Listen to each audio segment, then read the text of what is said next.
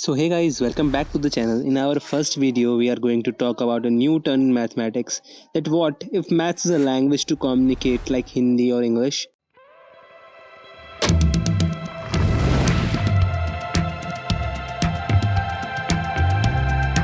So let us start by now having that you have studied mathematics for at least 13 years. So if you look back, will you see them how the term mathematics have different meaning for you? कहने का मतलब इतना सा है कि आपके पास अब 13 साल मैथ्स पढ़ चुके हैं, तो आपके लिए अलग अलग भाषा में अलग अलग तरीके से क्या अलग अलग उसकी मीनिंग रही है मैथ्स में। तो आपके लिए क्लास 5th की जो मैथ्स थी, क्लास 10th की जो मैथ्स थी और क्लास 12th की जो मैथ्स थी, इन सभी में आपने क्या क्या डिफरेंस देखा है। इससे पहले एक साल और पढ़ चुके हैं, तो क्या उसमें आपने क्या डिफरेंस देखा है। तो इसके अंदर बेसिकली मैं अगर कहना चाहूँ तो मैं कह सकता हूँ कि आप जिस स्टेज पर अभी पढ़ रहे हैं, तो आप इसको क्या समझना चाहते हैं मैथ्स को। क्या एक हमारे पास कलेक्शन ऑफ फैक्ट्स है, या ऐसी एक लैंग्वेज है जिसकी हमारे पास एक अपनी साइन, सिंबल और ग्रामर है। तो सिंपली अगर मैं कहूँ इस बारे में, तो हमारे पास बिल्कुल मैथ्स हमारे पास एक लैंग्वेज है जिसको हम इंग्लिश की तरह यूज़ कर सकते हैं। हाँ, बट अगर ऐसे सोचेंगे कि मैं इंग्लिश की तरह से बोलना चाहूँ, कई लोग कहते हैं ना 9 2 11 हो जा, तो नहीं, मैं वो बिल्कुल नहीं कहना चाहता। मेरा मतलब कहने का सिर्फ इतना है कि मैथ्स जनरली क्या है, तो मैथ्स हमारे पास एक स्टेटमेंट है, एक ऐसा स्टेटमेंट जो हमारे पास किसी भी तरीके से आप बोल देते हैं। जैसे कि मैं आपको बोल रहा हूँ कुछ भी, आपने कुछ बोला, मैंने कुछ बोला, हमारी कहीं भी स्टेटमेंट किस तरीके से किस चीज़ को इफेक्ट करती है, तो हमारे पास यही बेसिकली मैथ्स के अंदर आती है। तो जनरली हमारे पास मैथ्स जो है, या फिर किसी न चीज़ हमारे पास मैथ्स के बारे में बात की जाए एज अ लैंग्वेज, हमारे पास जो पहली चीज़ आती है मैथ्स के अंदर, वो आती है mathematical statement. Now what is a mathematical statement? तो इसका हमारे पास अगर बाय द बुक्स देखें, हम इसकी डेफिनेशन देखें, तो हमारे पास है mathematical statement is a sentence that is either true for all the cases covered by it or false for all the cases covered by it.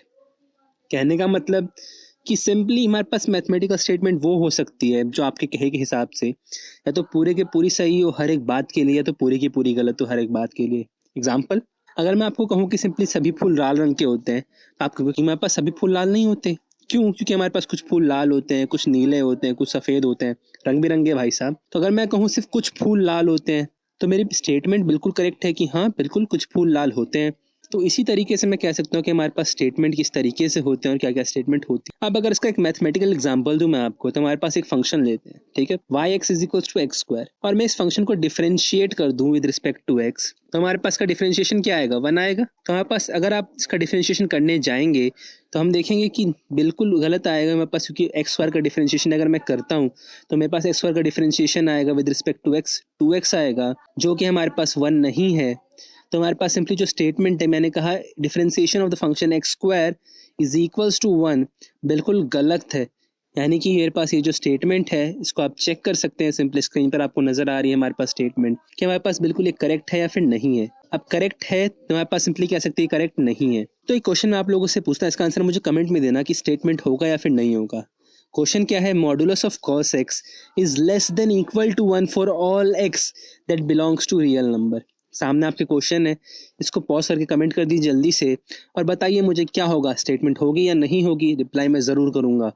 तो हम बात करते हैं स्टेटमेंट क्या नहीं होती। स्टेटमेंट क्या होती है समझ में आ गया आपको? अब बात करते हैं स्टेटमेंट क्या नहीं होती। तो अगर मैं आपको कहूँ हु आर यू, क्वेश्चन है, bring that book to me, order है, x बिलोंग्स टू n, मतलब x n को बिलोंग करता है, ठीक है। हमारे पास सिंपली ये एम्बिगुअस है, हमारे पास क्लियर नहीं है कि मैं कहना क्या चाहता हूँ, x क्या है, या फिर मैं डिसाइड नहीं कर सकता, या फिर सिंपली मैं लिख दूँ 1 + 2 + 3 एक्सप्रेशन है। तो जनरली वो चीज़ें जो हमारे पास स्पेसिफिक नहीं है, हमारे पास स्टेटमेंट नहीं कहलाती। स्टेटमेंट सिर्फ वही होती हैं जो हमारे पास किसी भी तरीके से हर एक टॉपिक के लिए, हर एक तो इंपॉर्टेंट पॉइंट के लिए जो उसे कवर करती है, जिसको वो कवर करती है, या तो 100% ट्रू हो या फिर 100% फॉल्स हो। तो हमारे पास आज के लिए इतना ही। नेक्स्ट क्लास में हम बात करेंगे मैथमेटिकल कनेक्टिविटीज़ की, यानी कि हमारे पास ग्रामर की, जो हमारे पास ग्रामर कैसे वर्क करती है। तो मिलते हैं नेक्स्ट क्लास में, तब तक के लिए थैंक यू फॉर वॉचिंग। आपको अगर चैनल पसंद आए तो हमारे पास चैनल को लाइक ज़रूर करें। अगर आपको वीडियो लगती है हेल्पफुल तो इसको शेयर ज़रूर करें, और अगर आपको लगता है कि हमारे पास इसका कुछ हेल्प हो रही है तो हमारे पास फीडबैक ज़रूर देना, क्योंकि आपका फीडबैक हमारे लिए बहुत इंपॉर्टेंट है।